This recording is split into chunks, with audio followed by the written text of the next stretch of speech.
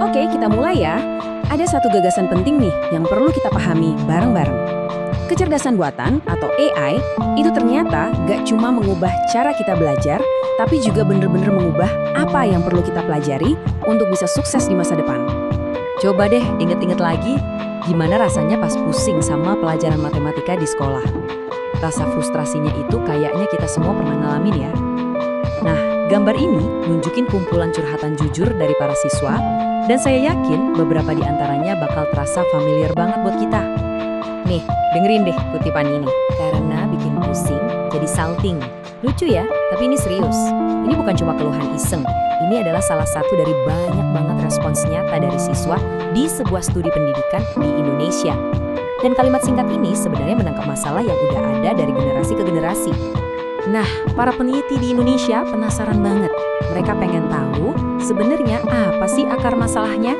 Jadi, alih-alih pakai asumsi, mereka mulai dari langkah pertama yang paling penting, mendengarkan. Benar-benar mendengarkan apa kata siswa dan guru. Terus gimana dong cara nyelesainnya?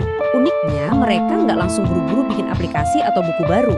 Mereka pakai metode yang namanya design thinking, sebuah pendekatan yang menempatkan pengalaman manusia, dalam hal ini siswa, sebagai pusat dari segalanya. Semuanya dimulai dari empati. Jadi, design thinking itu sebenarnya punya 5 langkah buat memecahkan masalah secara kreatif.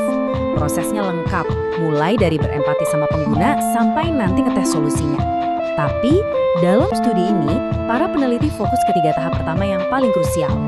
Pertama, mereka coba berempati, benar-benar ngerasain apa yang dialami siswa.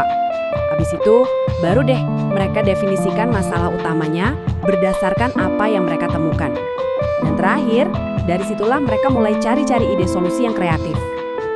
Dan dari proses itu, kelihatan jelas banget apa yang sebenarnya dibutuhin. Masalahnya tuh bukan cuma soal siswa nggak ngerti rumus, tapi jauh lebih dalam dari itu. Mereka ngerasa takut dan bosen sama matematika. Itu musuh utamanya. Nah, dari sinilah muncul idenya.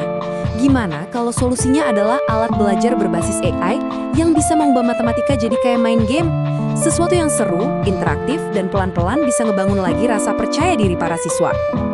Oke, jadi AI bisa bantu siswa belajar matematika, keren. Tapi, coba kita pikir lebih jauh. Gimana kalau peran AI itu lebih dari sekedar alat bantu? Gimana kalau AI justru mengubah total apa yang penting untuk dipelajari? Sekarang, kita akan bergeser dari ruang kelas ke masa depan dunia kerja. Tempat perubahan ini terjadi jauh lebih masif. Sekarang, kita lompat ke dunia yang beda banget. Kita bakal ngomongin soal tren baru yang lagi heboh di dunia teknologi. Namanya vibe coding. Jadi apa sih vibe coding ini? Gampangnya gini, Anda ngobrol aja pakai bahasa biasa, jelasin apa yang Anda mau, nanti AI yang nulisin kode teknisnya. Fokusnya geser total, bukan lagi soal jago nulis sintaks yang rumit, tapi soal jago ngejelasin ide ke AI. Dan ini bukan cuma teori loh, udah kejadian. Data tahun 2023 nunjukin kalau 44%, artinya hampir setengah dari semua developer di dunia, itu udah pakai alat coding AI di pekerjaan mereka sehari-hari. Revolusinya udah di depan mata. Terus efeknya gimana? Gila-gilaan. Tim yang pakai cara ini bisa bikin aplikasi sampai 55% lebih cepat. Bayangin aja, proyek yang biasanya makan waktu setahun, sekarang bisa kelar kurang dari 6 bulan. Inovasi jadi ngebut banget. Tapi ya namanya juga teknologi baru yang super canggih, pasti ada dua sisi. Ada janjinya yang manis, tapi ada juga bahayanya yang perlu kita waspadai. Sisi baiknya, teknologi jadi lebih gampang diakses semua orang. Punya ide cemerlang? Nggak perlu jadi master coding dulu buat wujudinnya. Ini membebaskan kita dari tugas-tugas teknis yang ngebosenin, jadi kita bisa lebih fokus ke inovasi dan kreativitas. Tapi, nah ini sisi gelapnya. Ada resiko pemahaman developer jadi dangkal. Mereka mungkin bisa bikin sesuatu, tapi nggak benar-benar ngerti cara kerjanya. Dan yang lebih serem lagi, kalau kita terlalu percaya sama AI, bisa muncul celah keamanan yang bahaya banget. Semua ini ngebawa kita ke satu kesimpulan yang penting banget. Semakin jago AI ngerjain tugas-tugas teknis, maka skill yang paling berharga dari manusia juga ikut berubah secara fundamental. Aturan mainnya udah beda. Artinya apa?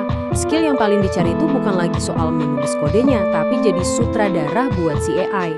Dan ini melahirkan jenis-jenis pekerjaan baru yang beberapa tahun lalu mungkin nggak pernah kita bayangin. Lihat deh, peran-peran baru ini. Ada AI prompter, si jago ngasih perintah ke AI.